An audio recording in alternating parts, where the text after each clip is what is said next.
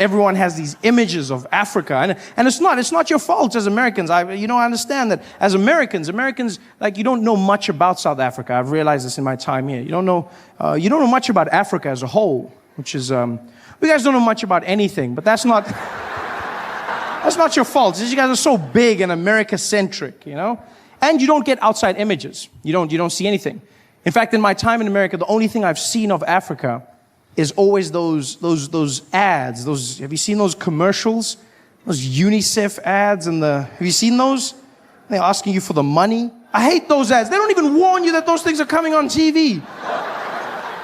I'm sitting there enjoying myself, watching comedy shows, and the next thing you know, you just see this horrible village. It's just dirty, and there's old rusting buildings, and these sad black people, and I'm looking, I'm like, ooh, where is that? Cleveland?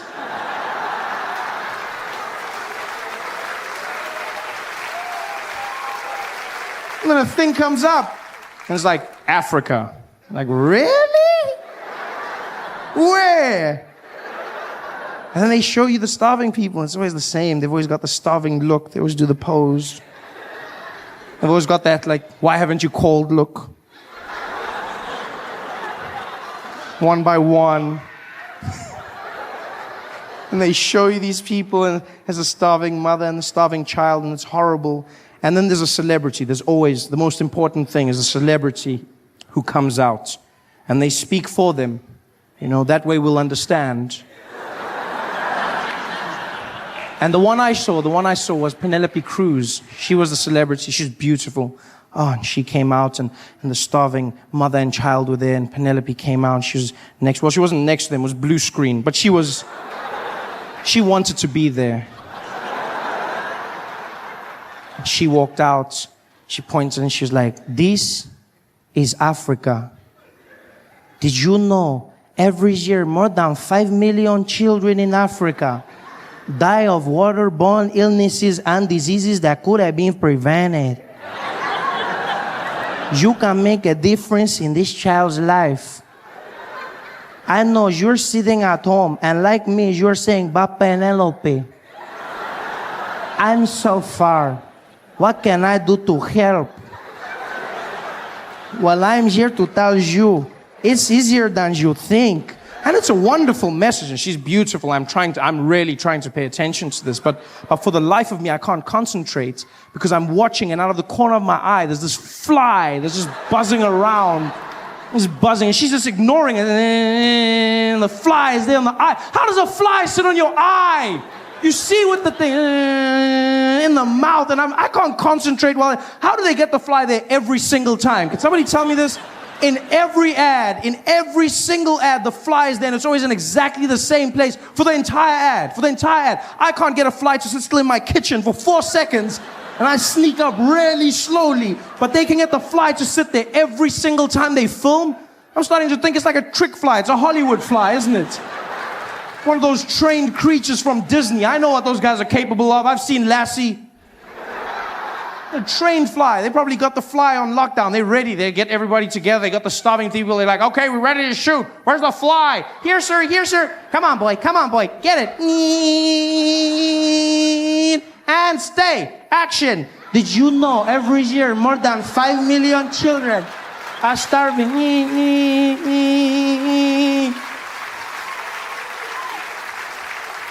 Horrible. I hate those ads.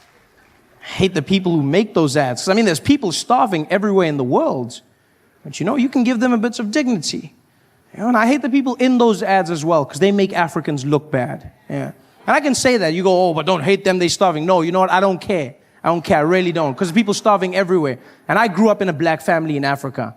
And no matter how poor or hungry we were, we could still do this.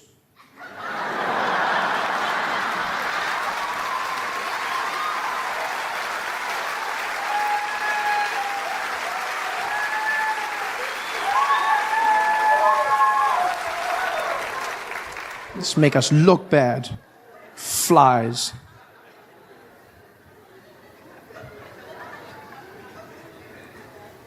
Gangster flies. Look like they're doing shout-outs. Have you seen them? It's having a good time in front of the camera.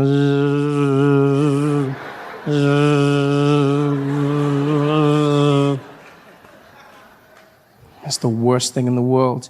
But that's all you see out here. That's all you see.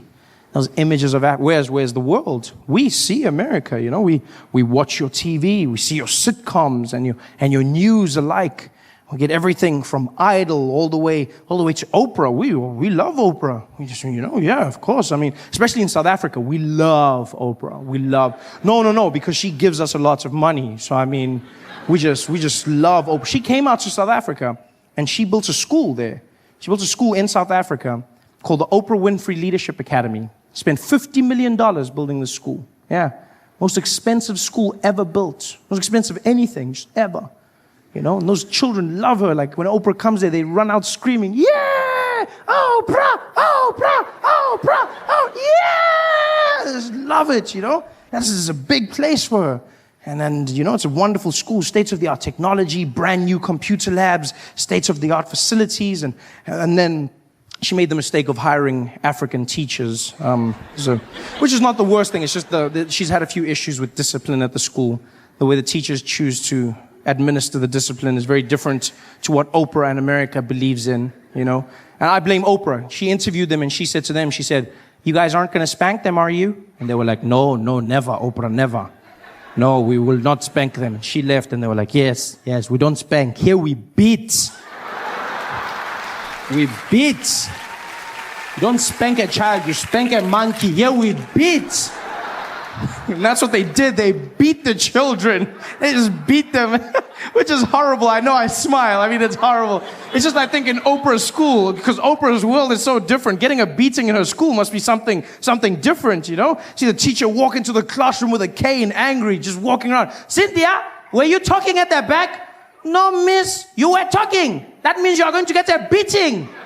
But because it's Oprah's school, everybody's getting one. You're getting a beating. You're getting a beating. You're getting a beating. Everybody's getting a beating. Look under your seat. It's a beating. Oprah, Oprah. Hey guys, thanks for watching. Make sure to subscribe to my channel so you can win cool prizes. And by prizes, I mean surprise. There's no prizes. It's a free YouTube video, you greedy. Just click the video, man. Why you want free things on free things? I love everything about LA, even the things that people hate about LA, I love the traffic in LA. It's like one of my favorite experiences. Yeah, when you don't live here, it's great. It's wonderful. Because you get to be a part of it, but you know it's not yours forever. It's like another person's child. You know what I'm saying? Yeah, you get to be like, this is crazy. Have it back. That's what it feels like.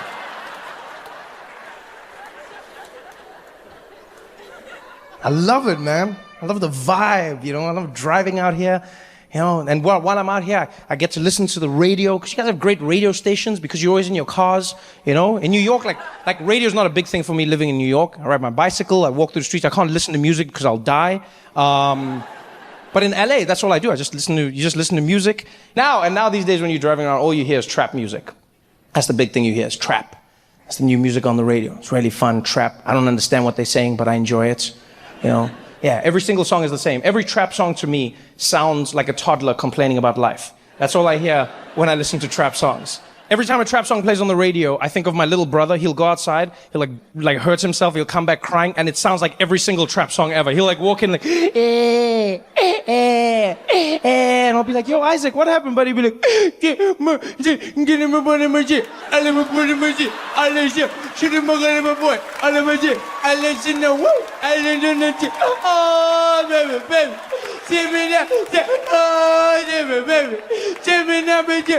I'll be like, yo, dude, slow down. So I thought you were playing with your friends. What happened? All my friends are dead. Put me to the end. All my friends are dead now. Give me to the end now. I'm trying to leave now. I'll be like, yo, go talk to your mom, man. I don't know what you're saying. Go talk to your mom.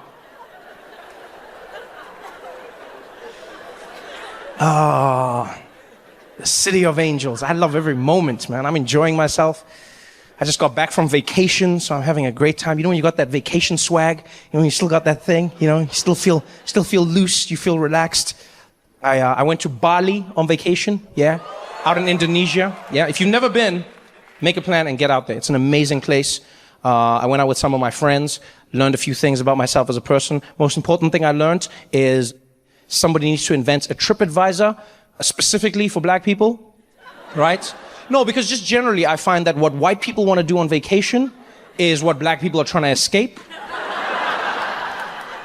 And not in a bad way, it's just like we want different things out of life, you know? Like my white friends are always inviting me camping, for instance, always.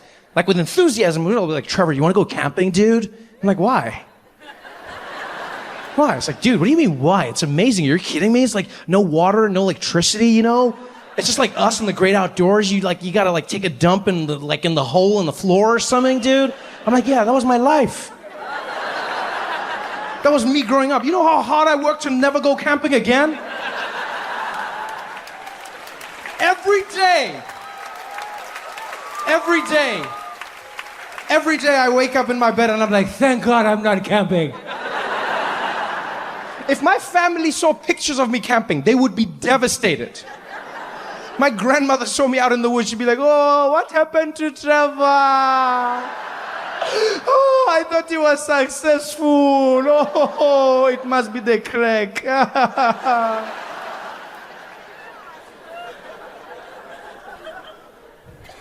I want to go camping. So I went with my friends to Bali. They planned the trip. And before we went, I asked my friend, I was like, yo, Mitch, what are we going to be doing? And he was like, dude, don't ask questions, Trevor. It's just going to be a great time. I was like, yeah, I want to know what the great time is going to be about. He was like, dude, don't ask questions. I should have asked questions. Because we had fun. But the trip, there were a few things that were weird that I wouldn't necessarily do on my own. For instance, on the third day of the trip, right, we had what was planned, what was built in our itinerary as an authentic Balinese experience, right? That's what they called it, an authentic Balinese experience. And what they did was, they woke us up at 5 a.m., put us in a little bus, and we drove for 3 hours. And when we got there, get out of the bus, we're in the middle of it, it's like a remote village, and the little tour guide, really happy, way too happy for that time, and he's just like, welcome everybody, are you ready for a good time? And I'm like, yay. And so he's like, my name is Deng Basan, and I'm going to be your guide. Today, you will have an authentic Balinese experience. So exciting! Follow me. And so we follow him, and he walks up to a little door. And I'm like, oh, okay, this is going to be like a temple or a cave or something. And he's like, welcome, ladies and gentlemen, to the real Bali. And he opens the door into somebody's house. This is not a museum house. This is just a house. Like someone lives there every single day. He opens the door, and he's like, this is the home of someone in Bali. He eats here. He sleeps here. I'm like, does he know we're here? Because we didn't knock.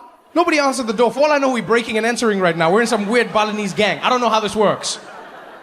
And as I'm about to ask the question, he turns and he's like, over here you can see the owner of the house. He's in the corner. And we turn and there's a man the whole time. He was just sitting there, frozen stiff. And now I'm like, is this guy part of this? I don't know if we should be doing this or should not be doing this. And Deng Basan turns to him and starts speaking to him in Balinese. He's like, Tengrawata Sangaraka. He's like, okay, you can touch anything. And so I'm like, oh no, I don't think we should. Before I can even finish, the people in our tour group were like, yeah, touch it all. Oh my God, touch it all. Oh my God, does he sleep here? Oh wow, is this where he eats? Oh my God, I can never do this. Oh my God, excuse me, thank you so much for having us. Oh my God, I appreciate my life so much more right now. Thank you so much, this is horrible. Can we take a selfie? Thank you. Are you on Instagram? I'll just put hashtag the man. Thank you. Oh my God. So I'm really awkward right now, right? Because this is something culturally I'm not supposed to be doing. Right? As an African person, I should not be in somebody's house rummaging through their life. So I'm standing in the corner, really uncomfortable. And the owner of the house, he's really accommodating. He's friendly. You know, he's like, yes, thank you. Enjoy. Thank you. And then he turns and he looks at me. And this was one of the most magical moments, right? Because he was smiling at everyone else. And his face completely changed when he turned. He was a little hospitable. He's like, yes, thank you.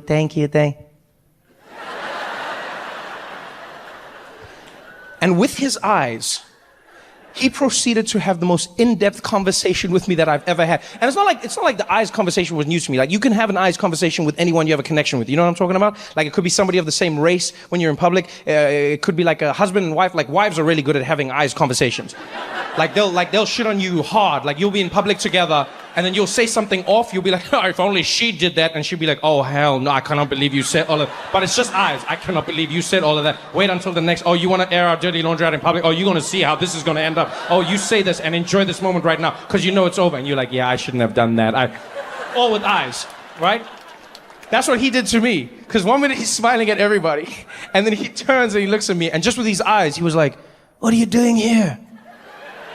And so with my eyes, I was like, hey, man, I'm sorry. I didn't know this was your house.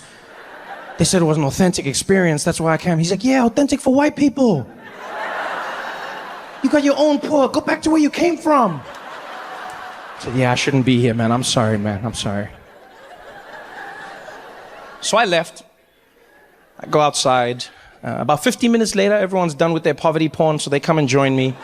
And Deng Basan follows the crowd. And he's having a blast, you can tell. He walks out and he's like, everybody have a great time. I know you enjoyed that. Now, it's time for a special surprise. Follow me, everybody, to the back. And he takes us to the back of the house, right?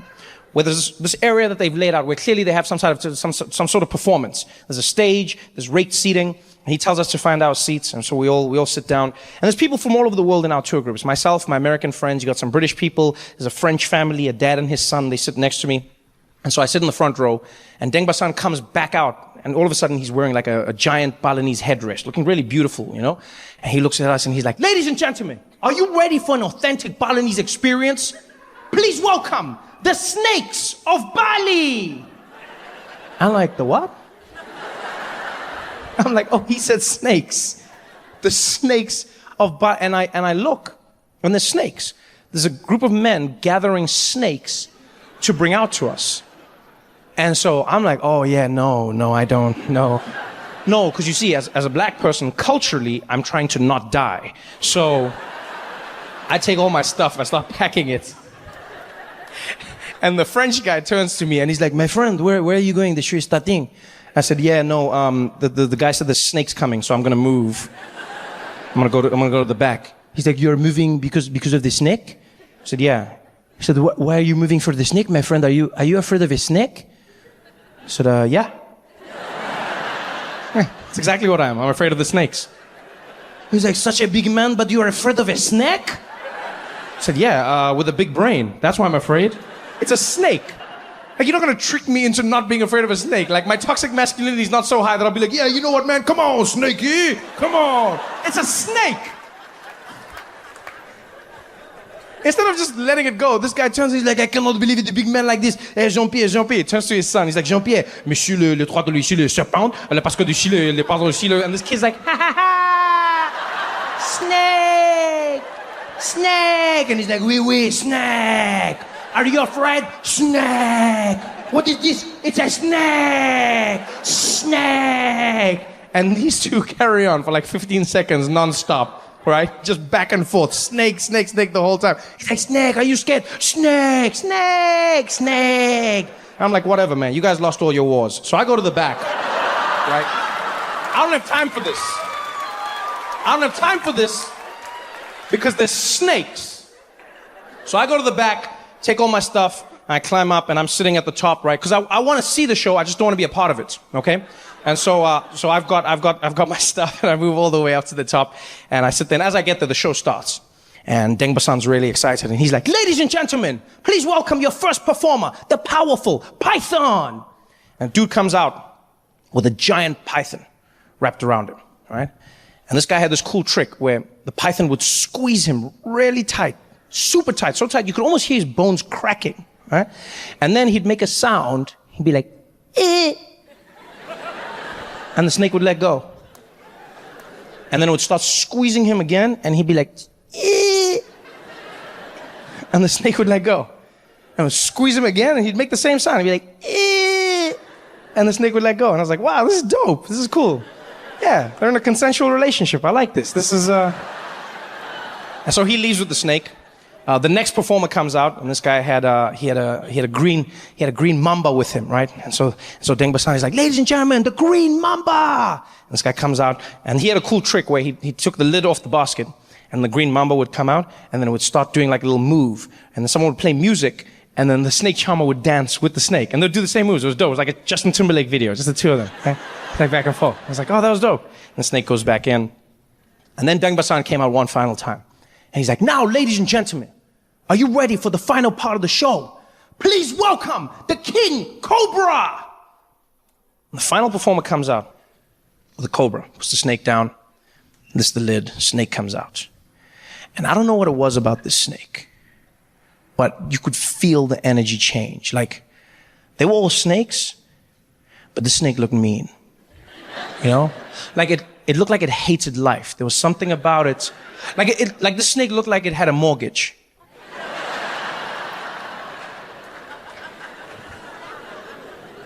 Because it looked at us, and then it fixed its eyes on the charmer. And he was really cool and calm. He didn't even look at the snake. He addressed us. He was like, ladies and gentlemen, they say the cobra can strike faster than a man can blink. But can a man move faster than the snake can think? And I'm like, ooh. I don't know what that means, but I'm in. Because it sounds like a dumb Instagram quote, but I'm in. And this guy had the most amazing trick. What he did was, he got right up close to the snake, right? And he put his hands behind his back. And then he would make it seem like he was going to kiss the snake. And the snake would be no further than like a foot from his face. And then he would make this sound, like a kissing sound. And as he made the sound, the snake would try to bite him, and then he'd move out of the way. I've never seen anything like it. So he leaned in, and he's like, come on, snake.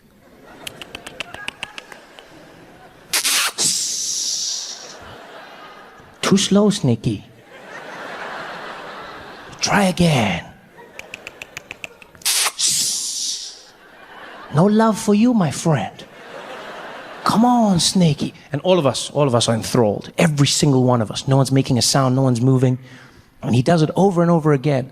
And then, to take it to the next level, he closes his eyes, pouts his lips. And I guess at this point, the snake was probably like, oh, I think I figured this out. This dude's gonna make the sound, and then he's gonna move. But if I bite before the sound, I can change everyone's lives. Because that's exactly what the snake does. The guy closes his eyes, pouts his lips. Before he can make the sound, the snake strikes him, pop, bam, hits him on the mouth, right? Cuts his lip open, blood goes spraying everywhere. Now, that should be the end of the story. That should be the craziest part of the story. No, this is the middle. The snake hits him on the mouth, the blood goes spraying. This guy jumps back and then acts like he didn't just get bitten by a snake. Which makes us think we're crazy, because we all saw it. Everyone in the audience was like, oh, and then he jumps back. And he just like shakes it off. You know what he did? He did that thing. You know that thing that people do where like you get their hand jammed in a car door or something? Like, you know, like it slams and it'll be like, and then people will just be like, He did that, but with a snake. So the snake hits him, the blood sprays, and he jumps back and he's like,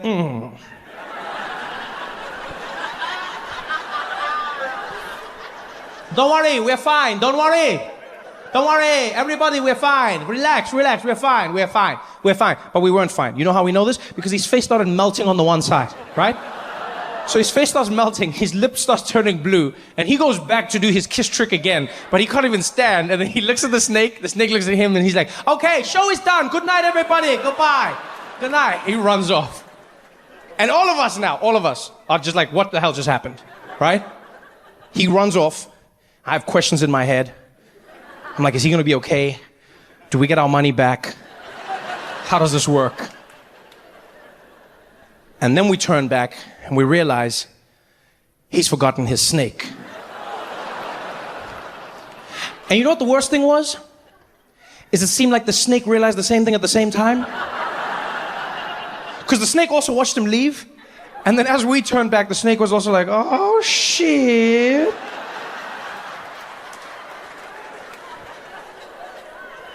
And so now, it's just us and the snake. And mind you, there's no barrier, right? There's no concrete, there's no glass, there's nothing. It's an authentic Balinese experience. So we're all staring at the snake is staring at us. And then one genius decided now would be the perfect time to get an Instagram picture. And I don't know if it was the camera, the sound, or the flash. All I heard was click, and the snake jumped up and was like, and we were all like, ah! And then it was chaos. Pandemonium ensued. Now don't forget, I was at the back, so I just jumped over. I was like, haha, being black saved me!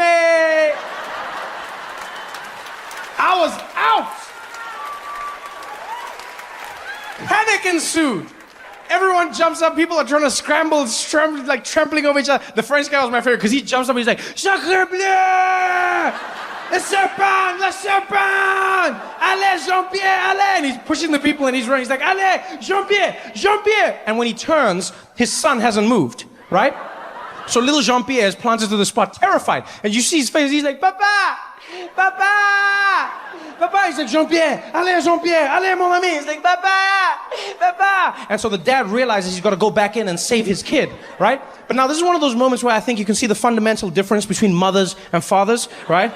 Because a mother would run in without thinking and she'd be like, I will die for my child. Strike me now, snake, right? That's moms. Dads will also save their kid, but in the back of their head, you know the dad is thinking, yo, I'm gonna save my kid, but I don't wanna die. I mean, I don't wanna die because this dumbass didn't know to run when his dad was running. I mean, there's a snake, and I start running, why wouldn't you run at the same time?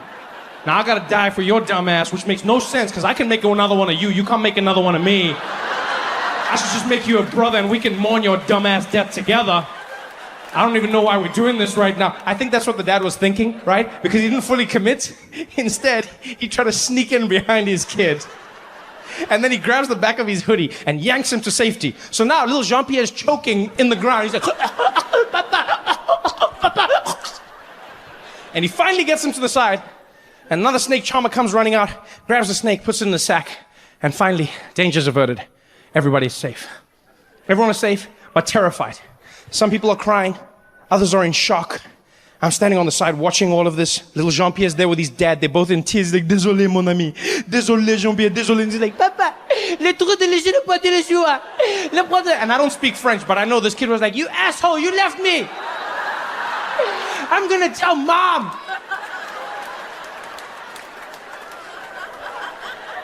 And so I'm staring at them, and I guess they could feel that I was staring. So they both stopped at the same time, and they turned and looked at me, and I looked at them. And in that moment, I realized we're all human beings. We'll experience the same thing. We went through the same trauma. No matter what happened to us before, we're all human beings. Because they looked at me, and I could see in their eyes what they'd just experienced, what I'd experienced. And in that pause, I bent down, I got real close to them, and I was like, snake!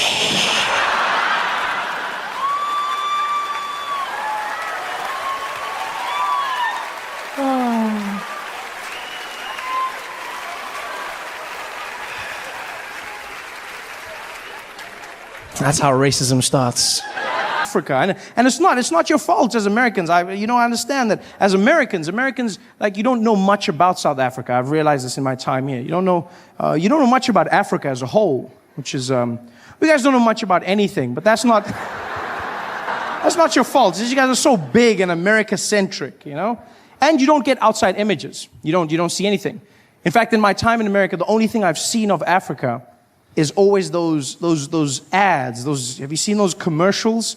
Those UNICEF ads have you seen those? They're asking you for the money. I hate those ads. They don't even warn you that those things are coming on TV. I'm sitting there enjoying myself, watching comedy shows, and the next thing you know, you just see this horrible village. It's just dirty, and there's old rusting buildings, and these sad black people, and I'm looking, I'm like, ooh, where is that? Cleveland?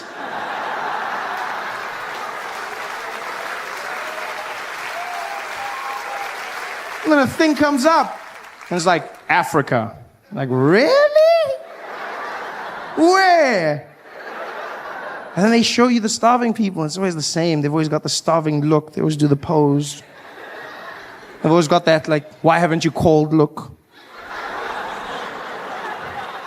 one by one. And they show you these people and as a starving mother and a starving child, and it's horrible. And then there's a celebrity. There's always, the most important thing is a celebrity who comes out. And they speak for them. You know, that way we'll understand. And the one I saw was Penelope Cruz. She was the celebrity. She's beautiful. Oh, and she came out, and the starving mother and child were there, and Penelope came out, and she was next. Well, she wasn't next to them, it was blue screen, but she wanted to be there. And she walked out, she pointed, and she was like, "This is Africa. Did you know every year more than 5 million children in Africa die of waterborne illnesses and diseases that could have been prevented? You can make a difference in this child's life. I know you're sitting at home, and like me, you're saying, but Penelope, I'm so far. What can I do to help?"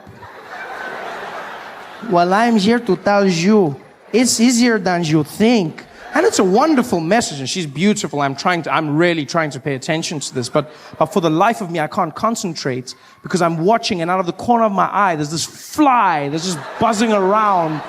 It's buzzing, and she's just ignoring it, and the fly is there on the eye. How does a fly sit on your eye?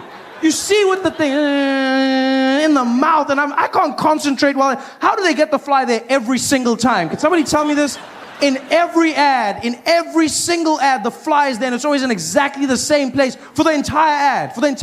I can't get a fly to sit still in my kitchen for 4 seconds, and I sneak up really slowly, but they can get the fly to sit there every single time they film. I'm starting to think it's like a trick fly. It's a Hollywood fly, isn't it?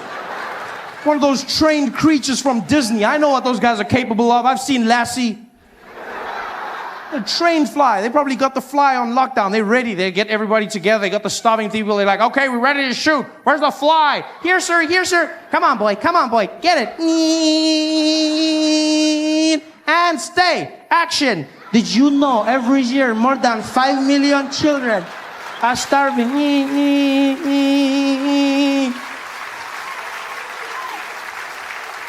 Horrible. I hate those ads. Hate the people who make those ads. 'Cause, I mean, there's people starving everywhere in the world. But you know, you can give them a bit of dignity. You know, and I hate the people in those ads as well, because they make Africans look bad. Yeah. And I can say that. You go, "Oh, but don't hate them, they're starving." No, you know what? I don't care. I don't care. I really don't. Because people starving everywhere. And I grew up in a black family in Africa. And no matter how poor or hungry we were, we could still do this.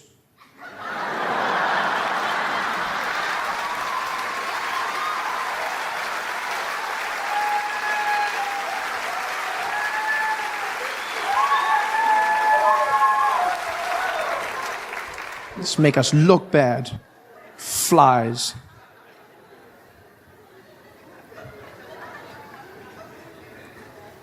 Gangster flies. Look like they're doing shout-outs. Have you seen them?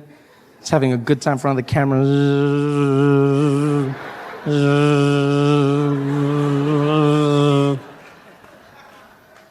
That's the worst thing in the world. But that's all you see out here. That's all you see. Those images of where's the world? We see America, you know. We watch your TV, we see your sitcoms and your news alike. We get everything from Idol all the way to Oprah. We love Oprah. We just, you know, yeah, of course. I mean, especially in South Africa, we love Oprah. No, because she gives us a lot of money. So I mean, we just love Oprah. She came out to South Africa and she built a school there. She built a school in South Africa called the Oprah Winfrey Leadership Academy. Spent $50 million building this school. Yeah. Most expensive school ever built. Most expensive anything, just ever. You know, and those children love her. Like when Oprah comes there, they run out screaming, "Yeah! Oprah! Oprah! Oprah! Oh, yeah!" They just love it, you know. This is a big place for her. And then, you know, it's a wonderful school, state-of-the-art technology, brand new computer labs, state-of-the-art facilities. And then she made the mistake of hiring African teachers, which is not the worst thing. It's just she's had a few issues with discipline at the school. The way the teachers choose to administer the discipline is very different to what Oprah and America believes in, you know. And I blame Oprah. She interviewed them and she said to them, she said, you guys aren't going to spank them, are you? And they were like, no, never, Oprah, never. No, we will not spank them. And she left and they were like, yes, we don't spank. Here we beat. We beat. You don't spank a child, you spank a monkey. Here we beat. And that's what they did. They beat the children. They just beat them, which is horrible. I know, I smile. I mean, it's horrible. It's just, I think, in Oprah's school, because Oprah's world is so different. Getting a beating in her school must be something different, you know? See the teacher walk into the classroom with a cane, angry, just walking around. Cynthia, were you talking at the back? No, miss, you were talking. That means you're going to get a beating. But because it's Oprah's school, everybody's getting one. You're getting a beating. You're getting a beating. You're getting a beating. Everybody's getting a beating. Look under your seat. It's a beating. Ah, Oprah. Hey guys, thanks for watching. Make sure to subscribe to my channel so you can win cool prizes. And by prizes, I mean surprise. There's no prizes. It's a free YouTube video, you greedy. Just click the video, man. Why you want free things on free things?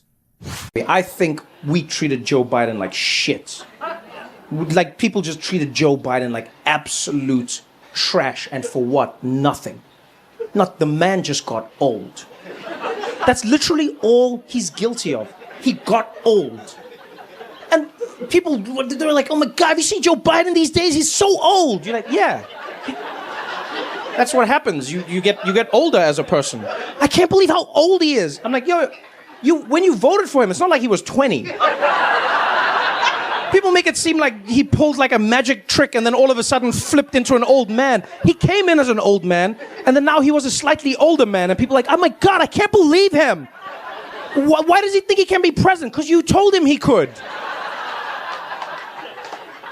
People were so shitty to Joe Biden. Then they were just like pulling at strings. I mean, like, God, you see the other day he forgot. He like forgot where he was. He said the wrong city. He said Rotterdam. You know what I mean?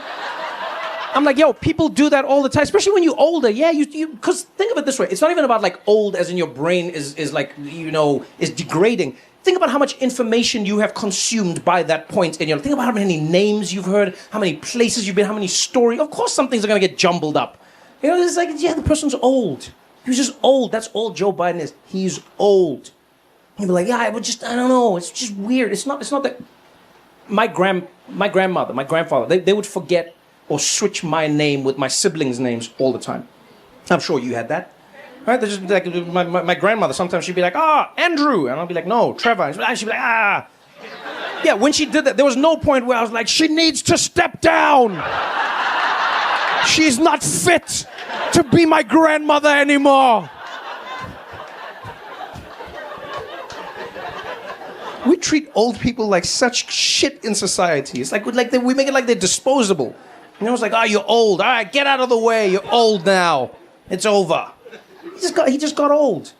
Yeah, and yes, the things that he did, they obviously, they don't make you comfortable. Don't get me wrong. Like, they'll throw you off. So, for instance, one of the big ones was he was at the G20, right? And he was introducing President Zelensky of Ukraine. And then he said, it gives me a lot of pleasure to introduce to you right now the president of one of the most powerful presidents. I'm honored to introduce Vladimir Putin. Oh, no. I mean, and people are like, no, Joe, he's not fit to run this country. I was like, yeah, he made a mistake. Think about how many times he says Putin, how many times he says... It's not like he said like a random... It's not like he was like, Idi Amin. No. He said, I get it, Putin, you know what I mean? Yeah, that can happen to you. It's a brain fart. You know? And then people said the dumbest thing. Someone said to me, they were like, well, you know, Trevor, what if it gets into a situation where he does something really bad? Like, he could make a mistake like that, and he could bomb the wrong country. I was like, do you know how countries work? What do you mean he could bomb the wrong country? What, you think just Joe Biden's there with the keys to the jet? And he's just like, I gotta pop out and do something real quick. I got to fly to Eastern Europe. And he's like, take that, Ukraine. No! I meant Russia! You know how much bureaucracy exists between Joe Biden and a country being bombed? Like if he said, we gotta bomb Ukraine, they'd be like, you mean Russia? They'd be like, oh yeah, I mean Russia, of course. It's not like it just happens. It's not a thing. We treated him like such trash. He's like an old man, you know, trying to fight for his country. That's all he was doing. And here's the thing, forget the politics. It was just like the old thing that was like, I was like, why are we doing this, man? The guy's just old. He's not as sharp as he used to be. That's life. It's going to happen to all of us, hopefully. You know, if you get there, it'll happen to you. I'm like, Joe Biden, trash. And look, I will be fair and I will be honest. I think what didn't help was that his team didn't acknowledge that he was getting older. I don't think that helps. And that is a problem I have with like a lot of American political spin. They try and tell you that what you're seeing is not what you're seeing. You know? So like Joe Biden would like, he'd be like, and then people would be like, yo, he's getting older. And his team would be like, Joe Biden is not getting older at all. In fact, he's younger than he's ever been. We're like, that's not how numbers work. The man is just getting older and older and older. Just say, yes, he's old. Just say he's old. Because yeah, he was making some mistakes.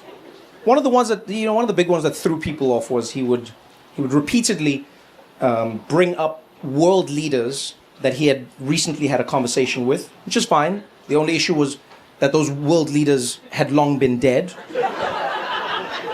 And that would throw people off, you know. He'd be up there and he'd be like, I just had a conversation the other day with Chancellor Olaf. And people were like, Chancellor Olaf died 30 years ago. And they were like, oh no.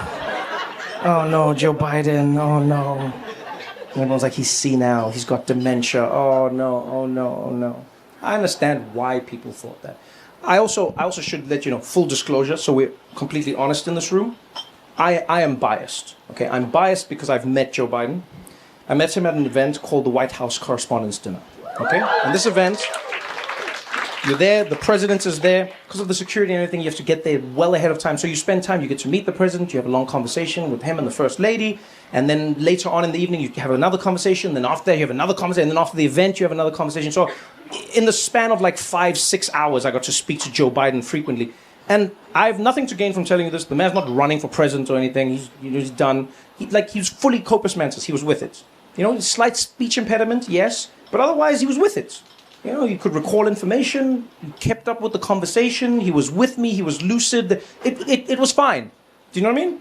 Like he would talk to me. He's like, hey, Trevor, you know, another thing in the country, and the things I dream for as Americans, and you do that thing, and it was fine. It's not like he talked to me and then like 3 hours later came back and he was like, Jackie Robinson.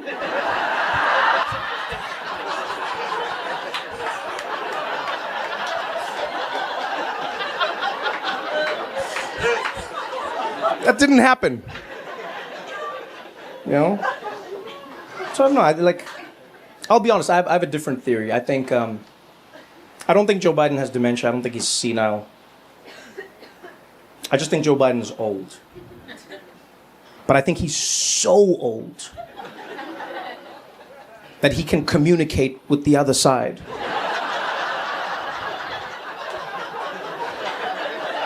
We don't consider that. But he's basically in that space between. That should have been their campaign, actually. Yeah, instead of saying he's not old, they should have doubled down. They should be like, you're damn right Joe Biden's old. He's the oldest president this country's ever had, and you should be grateful. Who better to protect the Constitution than someone who was there when they were writing it?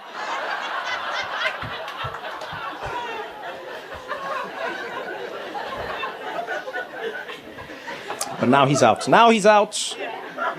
And I'll be honest, I'm happy for him. I'm happy that Joe Biden gets to go out like this. I think, again, as an old person, you should have a dignified end.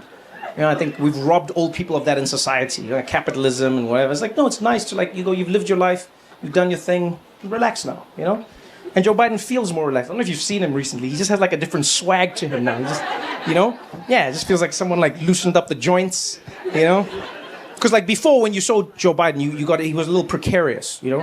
When you see him like walk, he didn't like inspire confidence. Like he like stumbly and he always looked like a late stage Jenga tower, like, you know?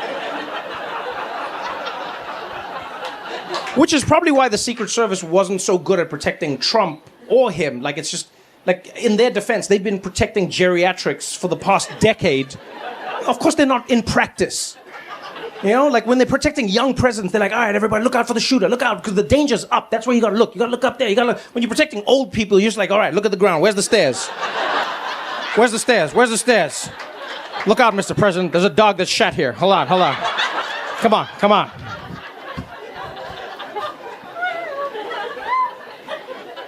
He's got a different sort. Joe Biden's got he's got a vibe now, man. The other day he was at it was like a little, not a rally, it was just a meeting with like community somewhere. Some were Biden supporters, some weren't. He's just walking around greeting, hey, how you doing over there? Good to see you. How you doing? And there's a guy sitting wearing a Trump hat, right? Wearing a Trump hat, and Joe Biden comes like, hey, how you doing, man? And he's like, I don't like you. And Joe Biden's like, oh yeah, I don't like you either. And I was like, oh, who's this guy? He's like, oh yeah, I don't like you either. I don't like you. He's like, you're old. He's like, oh, you want to talk? Look at you, you're old. And he just started like trading with this guy. Back, wasn't presidential. He wasn't like, oh, well, I see why you feel. He's like, nah, man, you old as shit. Look at your face. Like, goddamn. He's like, you old. You're just old. I'm old and I'm president, bitch. He just had like a different like vibe to him. You're like, what? And the guy was wearing a Trump hat, and then he said something to buy you, something along those lines. He's like, yeah, that hat. And Joe Biden's like, come on, wear my hat. And he's like, no. He's like, would you wear this one? And Joe Biden's like, yeah, I'll wear your hat. Give me the hat. And he takes the hat, and he puts the Trump hat on. And he's like, yeah. And that guy, you should have seen that guy's face. He was like, wah! Because he thought maybe like Biden would like burn or something. I don't know. Just turned to, he was like, wah! He's like, I like you a lot more now. And then Joe Biden just walked away. He just had like his swag. He's like, all right, man, I see you, man. I'm happy for him. That's how everyone deserves to leave, you know? It's nice. And now it means he's out of it, but we're in it. You know, now the world, everyone in the world, because America's elections are the world's elections. You know, now see what happens. Now it's Kamala Harris instead. Yeah, that's good. Oh, is it a woo? Is it a woo for you? Okay. Wait. But what does it mean? What is it? Woo like I'm excited, or woo it's gonna happen? It's happening. Damn, look at you. All right. Where do you live? Phoenix. Oh, damn. Okay, that's Arizona's important. No, Arizona's important. Because if you said like New York, I'd be like, rah. But if you say you're feeling it and it's in Phoenix, okay. Because Kamala Harris is not going to be easy. I hope everyone understands that. You know, America has not shown itself to have a propensity to voting for new things. It really has not. And this is a very new, very, very new.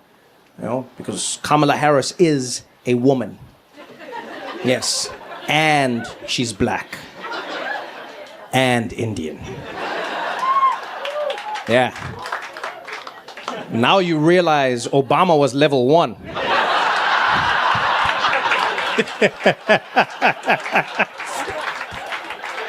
America was so proud of itself. Thought it had clocked the game. That was the easiest level in the game. It was like Mario Brothers level 1.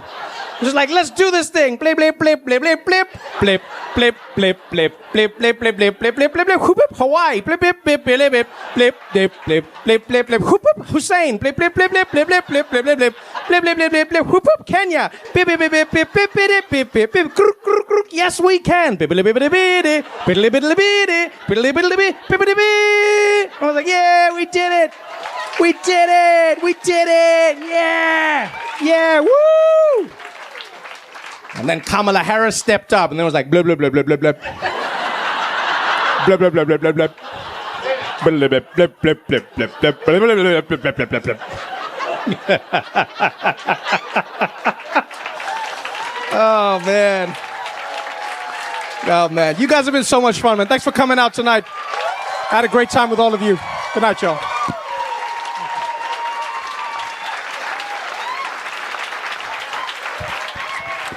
One more time, man. Show some love, man. Trevor Noah.